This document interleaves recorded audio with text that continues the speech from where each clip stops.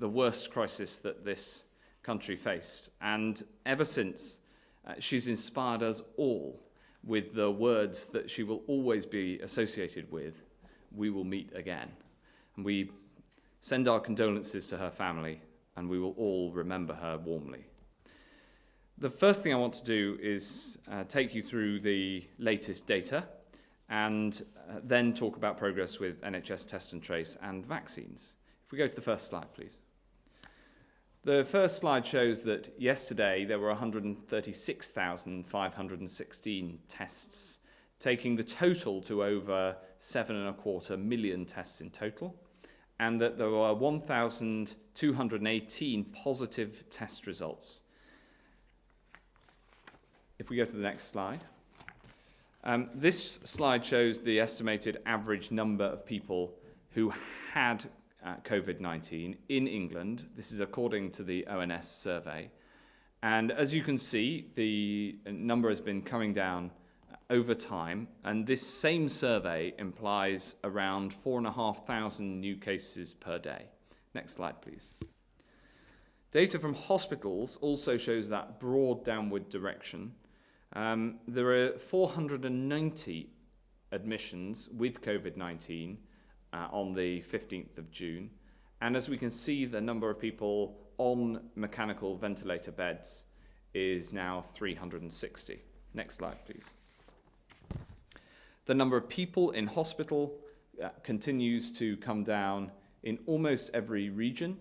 You can see a very small uptick in the east of England, but as you can see from the charts, there's some movement in the variation in each of the lines, and the overall movement continues to be down, and overall down to 5,193 from 5,863 this time last week.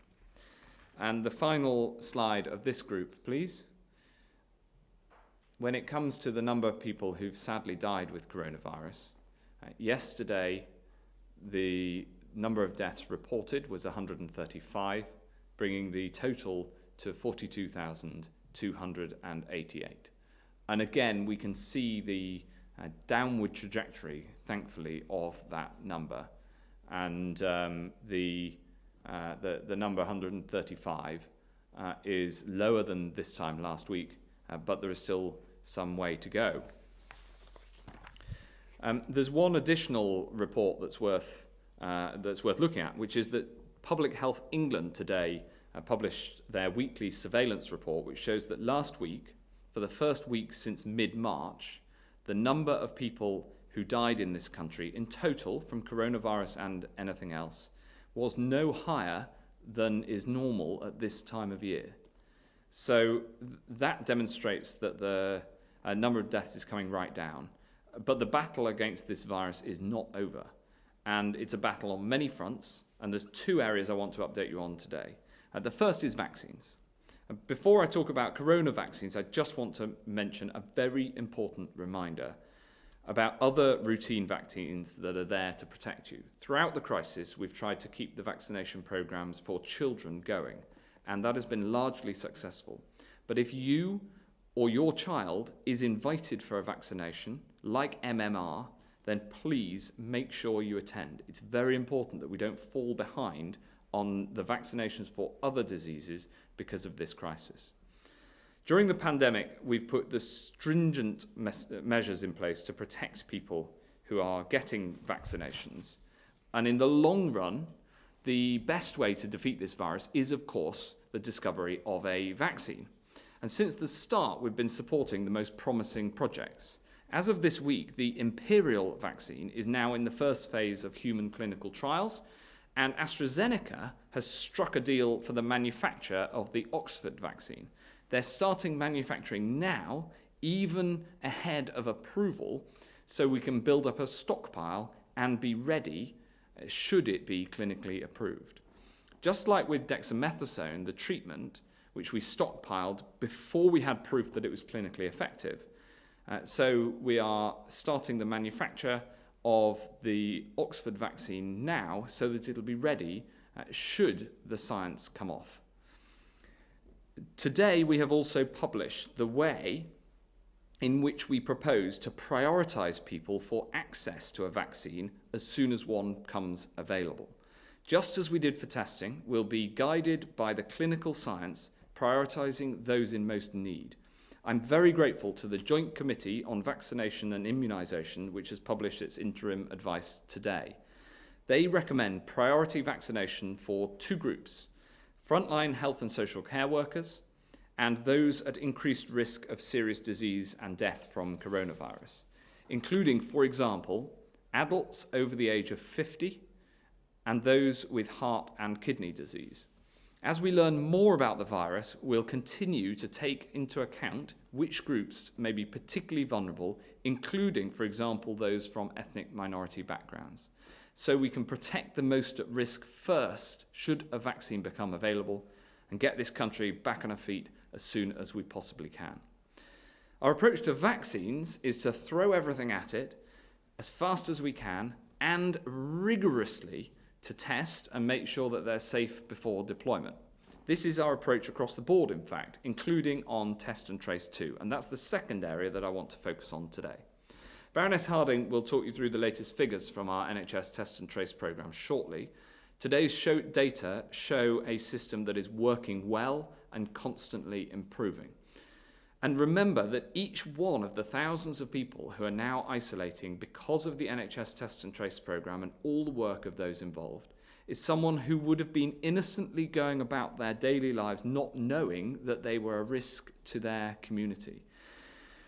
And as you may remember, our plan is to complement this human contact tracing with a contact tracing app. Like other governments around the world, we've been working hard on this, and I want to be upfront and open about the challenges that we and other countries are facing. Over the past few weeks, we have rigorously tested our prototype app in the Isle of Wight and in field trials, and I want to thank everyone who's been involved and all the islanders of the Isle of Wight, the council who've been brilliant, the local NHS, and Bob Seeley, the MP, who has played a real leadership role. Thank you. Because of this testing, we discovered a technical barrier that every other country building their own app is also now hitting. We found that our app works well on Android devices, but Apple's software prevents iPhones being used effectively for contact tracing unless you're using Apple's own technology. After we started work on our app, Google and Apple then started working on their own product. And as soon as they did this, we began working on both. We kept our options open in the same way that we do with other areas. And I personally feel in this fight, more than any other, that we must leave no stone unturned. So I asked Dido and the NHS X team to make sure that they worked on both products. Of course, we've been testing Google and Apple's product too.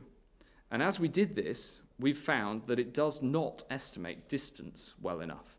Measuring distance, of course, is mission critical to any contact tracing app.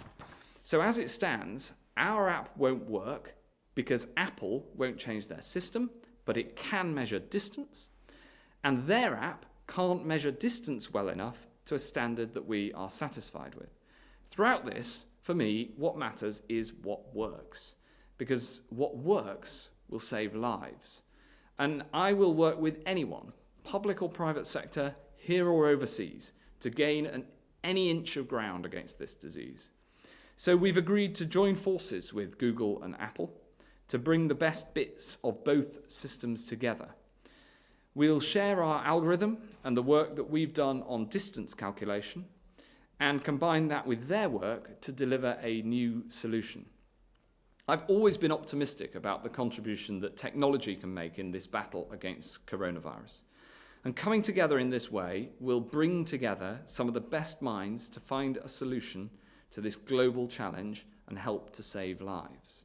In the meantime, the NHS test and trace system, based on good old-fashioned human contact tracing, is working well, identifying local outbreaks and helping to control this virus. And I want to ask you all once more, if you get a call or a message from NHS Test and Trace, the most important thing is please do your bit. to protect your community, to protect your loved ones, and to protect the NHS, and follow those instructions. I'd now like to hand over to Baroness Harding to take us through the test and tracing stats. Thank you, Secretary of State. Could I have the slide, please? As the figures show, in the second week of the programme, 5,949 people who had tested positive for coronavirus had their details transferred to the contact tracing system. Of those people, 4,366, that's 73% of the total, were reached and asked to provide details of their recent close contacts. That's a small increase from 72% in the first week of operation. And similar to what we saw last week, it's very encouraging that 78% gave us this information within 24 hours of being asked to do so. We really appreciate and recognise everyone's swift response. Using that information, as you can see on the next slide, we were able to identify 44,895 people who had been in close contact with someone who tested positive. Of those, 40,690 people were advised to self-isolate, which is 91% of all the contacts identified. This is very similar to what we saw in the first week of operation, and again, this was done within good time. These statistics are encouraging. They demonstrate that we're making progress against a good starting point we outlined last week. Last time I spoke to you, I made a commitment that NHS Test and Trace would keep learning, improving and refining to become a high-quality service that all of us can depend on. In partnership with Public Health England and local government, we are right now protecting local communities from outbreaks. I'd also like to outline some of the steps we've taken that set us on that journey of continuous improvement. Firstly, we've changed the process of requesting tests. We've taken out the need to copy a 16-digit code between websites when a test is booked to make it easier for us, for all of us. Secondly, we're changing how our labs operate. We're changing shift patterns so that some labs are working overnight and some are working weekends to match when samples arrive for testing. And thirdly, we've connected people's test results to their GP records. And these improvements will continue. We will continue to work towards an app which forms part of the end-to-end service of NHS Test and Trace and enables people to engage with every aspect of the service. And I'd like to reiterate everything that the Secretary of State has just said in thanking the people who have been involved in developing and trialling the app to date, and in particular, the people of the Isle of Wight. We are truly grateful for your support. Finally, I'd like to take a step back from some of our operational changes and show you what NHS Test and Trace should mean to you if you ever need to use it. And I can't do this any better than by reading the words of one of our brilliant clinical contact tracers who shared their experience of contacting a lady who had tested positive for coronavirus and was nervous about what it meant for her and her family. In their words, she needed to hear a professional, calm and caring voice who was there to listen, advise and support. She needed to be reassured and hear that she was doing a great job caring for her daughter. And after we had finished, she told me that I'd made her burden feel lighter and that she wished we could speak every day. I've said before that NHS Test and Trace is a service for the public that works best as a partnership with the public. And to me, the work of our contact tracers shows us what a true partnership looks like. I want people to know that NHS Test and Trace will be there for them when they need it. And I want to reiterate what I said last week. If you have symptoms, a fever, a new continuous cough, or a loss or change in your sense of smell or taste, then testing is available. You can and must book yourself a test. If one of your children has a fever, stay at home and order a test. If NHS Test and Trace gets in touch with you to say you've tested positive, you should go online or call us on 119 if you don't have the internet and provide us with accurate, up-to-date information about your recent close contacts. And if you're one of those contacts, it's vitally important that you do what tens of thousands of others are already doing and self-isolate. Because in doing so, you will be taking the virus out of circulation. You'll be protecting your friends, your family, and the wider community from infection. Thank you. Thank you very much, Baroness Harding. We'll now go to questions from the public and then to questions from the media thereafter. So the first question is from Luke in Cardiff by video. Hello, good evening. Every year, thousands of students from different areas of the country come together in one place to start the university year. How is the government supporting universities and local councils to ensure that the influx of students in one town or city doesn't result in a local outbreak of the virus? Thank you. Well, thank you, Luke. That is a great question. And of course, the work is ongoing now, led by the Department for Education, to make sure that we can do as much as we can to ensure a safe restart of universities in the same way that we're working towards the safe restart of schools in the autumn. And that's incredibly important work, both in terms of what happens inside the institution, but also, exactly as you say, when people go to university, they usually travel.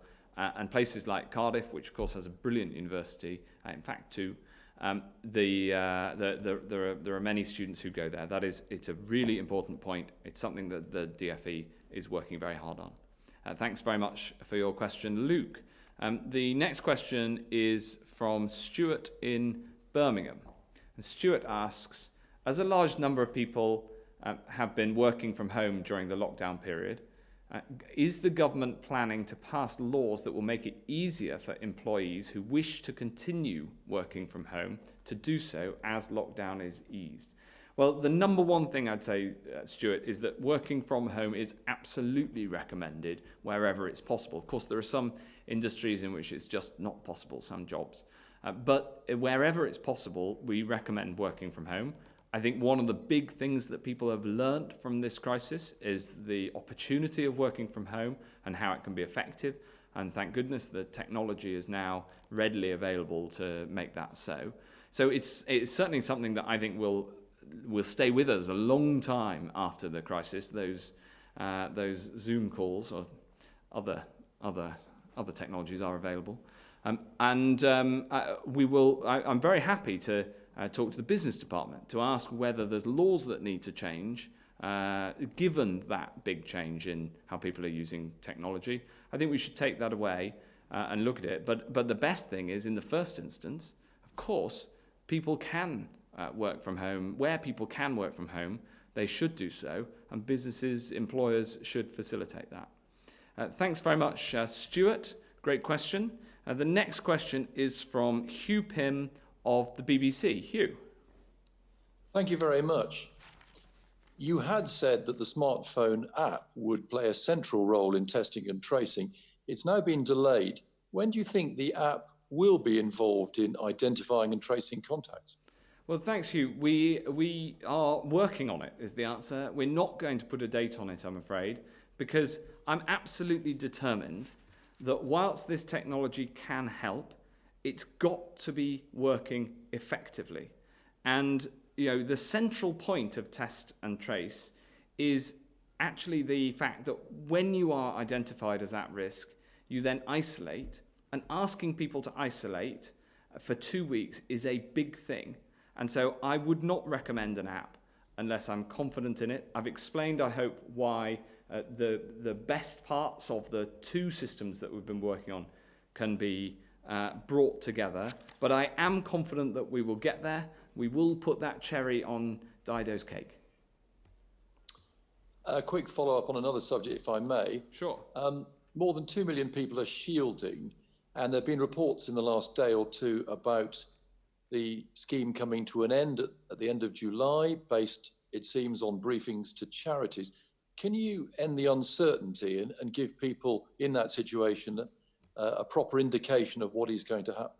Well, Hugh, I know how sensitive this is to the 2.2 million people who are shielding and their families, and we've asked them to do something which is really, really big over the last 3 months, which is to stay at home almost entirely until recently. We put forward the clinical advice that it's okay to go out very carefully to exercise. We will be bringing forward the next steps very, very soon. But I don't want to go into any more detail because I want that to be done properly, and I want it to be done with the support of the charities who do so much to support those 2.2 million people. And so there will be a formal government publication, and we will write to every single member of that group to make sure that they know what it means for them. In the meantime, the advice remains to keep shielding, and the current programme and the end date of the programme is, of course, the end of this month. But before then, everybody will get an individualised letter from the NHS to explain what they need to do next. Thanks very much, Hugh. The next question is from Tom Clark of ITV. Tom. Hello, Secretary of State. Thank you. First, a question for Baroness Harding, if I may, about test and trace. We just heard there from the Secretary of State about 4,500 people a week are estimated to be a day are estimated to be getting coronavirus in the community. A rough calculation suggests about 10,000 symptomatic people a week could be out there in the population. Yet you're testing just a fraction of that are actually getting through to test and trace. If you're missing so many people who are symptomatic for COVID and getting tested, how can we be sure that test and trace can stay on top of outbreaks? Dido. So, thank you, Tom. There are two things that we need to do, and one of those things is for all of us. So, we are missing some people who have symptoms who are not getting tested. And so all of us have got to learn this new behaviour, that if we have a temperature, if we have a new continuous cough, or we lose our sense of taste or smell, the first thing we should do is stay at home, and the second thing is we should order a test. So that's why you've heard me say this from this podium this weekend, last week. There's something for all of us to do. If one of our children, and young children get temperatures all the time, and it's a new behaviour. If one of your children has a fever overnight, you stay at home with the family, look after them, and order a test. The second thing we have to do is get better at hunting out the virus. 70% or so of people who have the virus won't show any symptoms, or will have such mild symptoms they might not spot it. And that's why we're doing targeted testing for people in high contact professions, such as health and social care, but also other roles. We're looking to expand that. So there's more work for NHS Test and Trace to do. So perversely, I'm one of the very few people working in government that wants to see the number of people testing positive go up each day, because it means that we will have a more targeted and efficient testing system. But obviously, we also want fewer people to get the virus. So I'm not pretending that it is perfect. Of course it isn't. We all have work to do to keep honing it and improving it. Thanks very much, Tom. Thanks very much. Can I just follow up with one more for you Secretary of State? The system isn't perfect. We've just heard that from Baroness Harding. We have those continuing to ease lockdown measures. Could that explain why we are seeing, in that PhD data that you mentioned earlier, an increase in outbreaks in schools, in hospitals, in other settings compared to during the lockdown period? How do you explain that? Well, the good thing is that we're seeing a reduction in the number of people dying from coronavirus, and indeed a reduction in the number of people dying overall. So that there are now actually just slightly fewer people dying in the last week's data than in a normal June week in a normal year. It's statistically equivalent, those two data points. We are doing much more to be able to trace these individual outbreaks.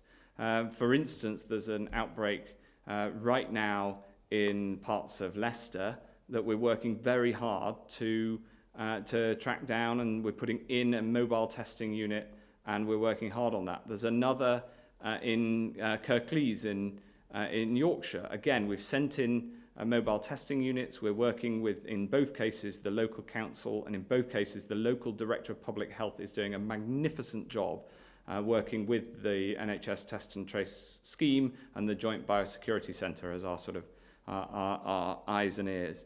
So there are these local outbreaks. We've seen them all the way through, and we now have the system in place to be able to spot them as best we can, and then take that local action. And it's natural that as you lift the as the lockdown lifts slightly, we've always said the next move is to more localized action in order to tackle outbreaks where we find them.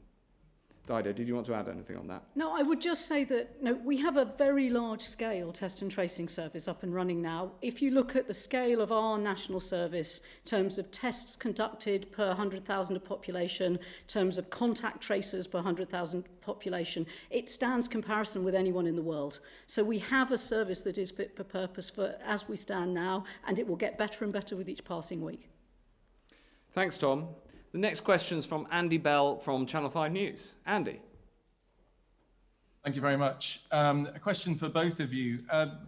The app has been described as the cherry on the cake as there seem to be more and more problems developing with it.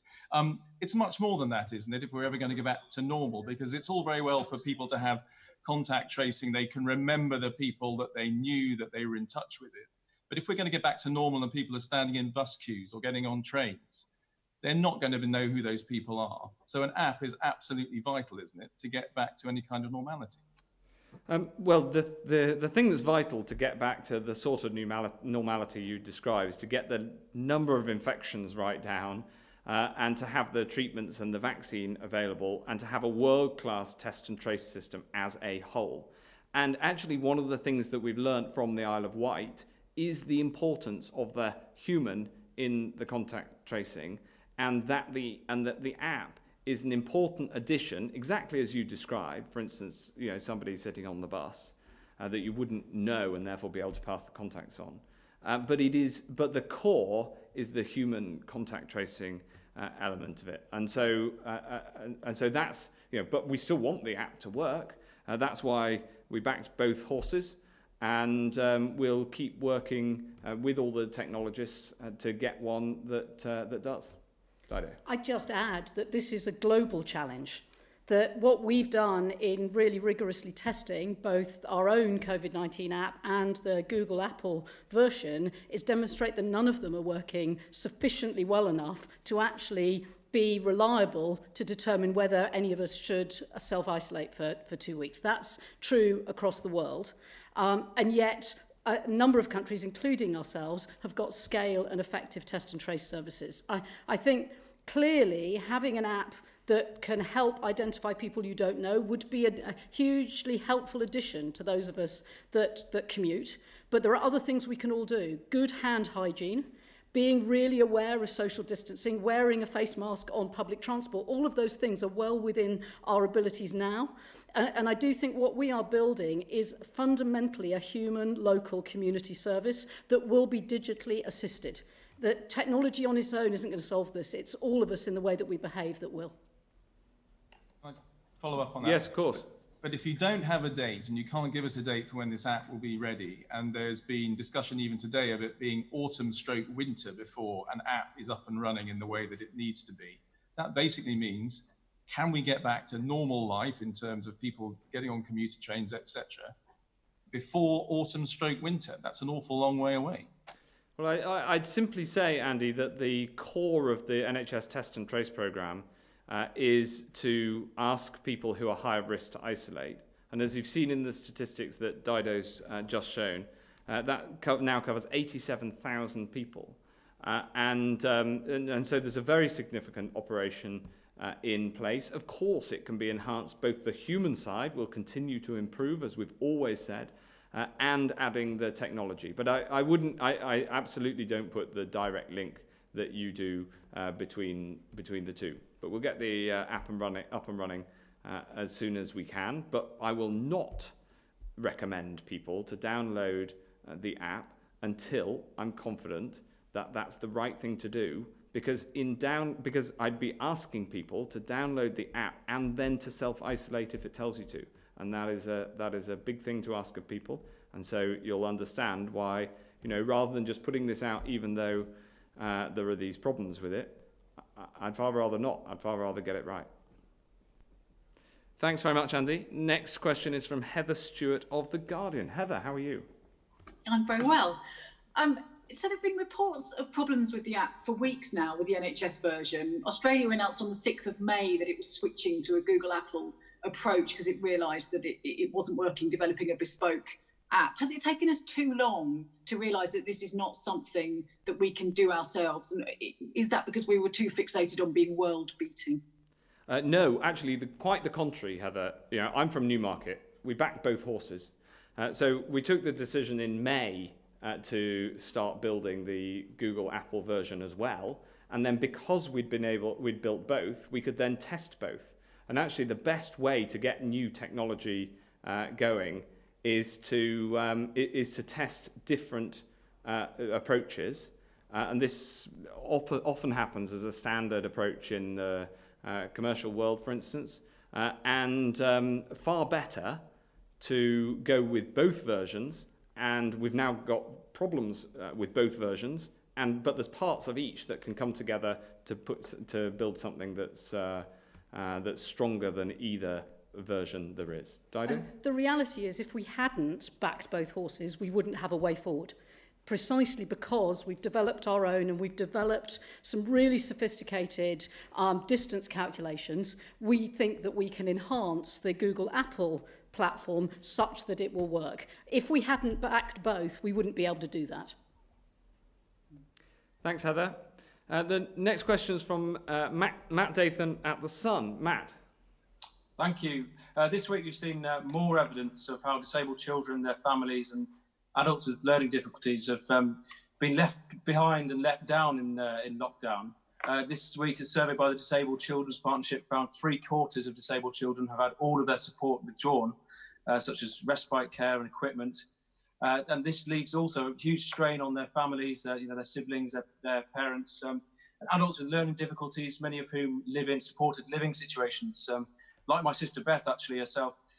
They want much clearer guidance to help them adjust to the new normal. And they also want to know when they'll be able to see family again. So what measures can the government take going forward to ensure that people with disabilities are no longer forgotten during this pandemic? Well, Matt, I think that's an incredibly important question, and I've seen the report, and I saw the report in The Sun on this earlier this week. It's an incredibly important question. I think the first thing to say is that even whilst almost all children weren't going to school during the lockdown, we kept 80% of schools open for those with special needs. We have put more support in from central government, including, for instance, the 10 million Family Fund Trust. But it's vital that local authority support that you refer to is also there. And getting that into place as services recover right across the board is incredibly important. One thing that might help with this is maybe following Northern Ireland's lead, as we hear today. Schools are going to be reducing social distancing to 1 metre. Why is it so different here? Why can't schools here reduce the social distancing to 1 metre when they reopen in September? Well, we're working on what is needed to get schools open in September, to get all schools open in September. And there is a review, as you know, Matt, into the current 2 metre rule. But the 2 metre rule is itself a social distancing measure. So removing it has an impact in terms of the transmission of the disease. So we have to make sure in that review that we have the space within and the virus is under control enough to be able to make the change and to replace the 2 metre rule, if that's the conclusion of the review, with something that then makes it easier to do things like, for instance, have people together at school. So I get the interaction between the 2 metre rule and getting people back to school. We're working very hard now, and the DfE is leading it, on the work that's needed in order to have all pupils back in school, as everybody wants to see, from the start of September. Can I just ask a quick follow-up on, you didn't quite answer when we might be able to actually visit family and stay overnight. You know, Father's Day on Sunday. Yeah. Can you give us any hope of when we might be able to start seeing our parents or going to stay overnight? Look, that is another one of the social distancing measures that we're looking at. Of course, we're looking at it. It's an important consideration, not least because I want people to be able also to have a holiday, if at all possible, this summer. And the rules currently prevent people from staying elsewhere overnight unless they have exceptional circumstances. So that is something that we're looking at, and we'll work on it, and I'll make sure that you know about the outcome of that just as soon as we possibly can. Thanks, Matt. Final question is from Jerry Scott from the Yorkshire Post. Jerry. Thank you. I'd like to ask how local leaders are supposed to be ready for these local lockdowns we've heard about. We've got directors of public health saying that they don't know what the term means. We've got mayors and council leaders saying that they don't have the powers to enact them on a scale larger than one building. And the Joint Biosecurity Centre won't be fully operational until later in the summer. So what happens in the meantime, or are you moving away from the term, as you've just spoken about the outbreak in Yorkshire and said you've put mobile testing in, so are local lockdowns no longer on the table? Oh yes, the system is already up and running. In fact, I chaired a meeting this morning of our local action committee, which is the formal process through which we make these decisions, working with local leaders. For instance, in Kirklees, as you mentioned, the local director of public health and the council are heavily involved in the response. There are actions and powers that people have at a local level in local councils, and then there's powers that I have as Secretary of State from the Coronavirus Act, and we have a process so that if on the ground they need powers that I have, they can put that request up and we can look at that. And similarly, if we spot a problem, then we can go down to the council and ask what they're doing about it. So that process is in place. And it's up and running and working. And Dido were sat around a table for an hour this morning working on exactly that, including discussing Kirklees. Dido. I would add that it is a good Yorkshireman, Tom Reardon, the Chief Executive of Leeds City Council, that is leading this work for the Secretary of State and I, and making sure, the government has allocated an additional £300 million to upper tier local authorities to build and enhance their local action plans. And what we're seeing is that communities are doing this now as we speak in a number of places across the country, where we see experts from the Public Health England health protection teams working alongside directors of public health in local authorities. We from NHS Test and Trace are able to allocate out mobile testing units when they need it, to use our contact tracing capacity to do extra contact tracing, and then to work with employers and individuals so that they can take the necessary social distancing, deep cleaning, health protection measures. So there is a lot of work for everyone to do as we all get used to living with COVID. But actually, I think that I really firmly believe that the way to do this is through local communities working together, and that's what Tom and his team are doing. Thanks very much indeed. Sorry, can I just have a follow-up? Yes, of course. Thank you. So that doesn't change the fact that mayors and council leaders and directors of public health locally across the country are saying they don't actually understand what this is, and they don't feel they have the powers, even if you say they do. So do you feel like you've communicated that well enough to them, and will you issue further guidance? Well, the local directors of public health who have the statutory responsibility locally in this area are the ones who we directly engage with. Of course, where there is a local outbreak, the whole council, including the council leader, the council chief executive, will inevitably get involved if it's significant. But I do think that led by Tom Riordan, who himself is a chief executive of a Yorkshire council in Leeds, we're getting better and better engagement with each local area. And as I said, you can see it on the ground from the example in Kirklees right now. But of course that can, there's more and more councils that we need to engage. But thankfully, in most areas, this isn't necessary. Where it's necessary is where the outbreaks are, and thankfully at the moment they are relatively few. But of course, we work intensively whenever we see one. Thanks very much indeed. That brings to the end our daily coronavirus briefing. Thank you.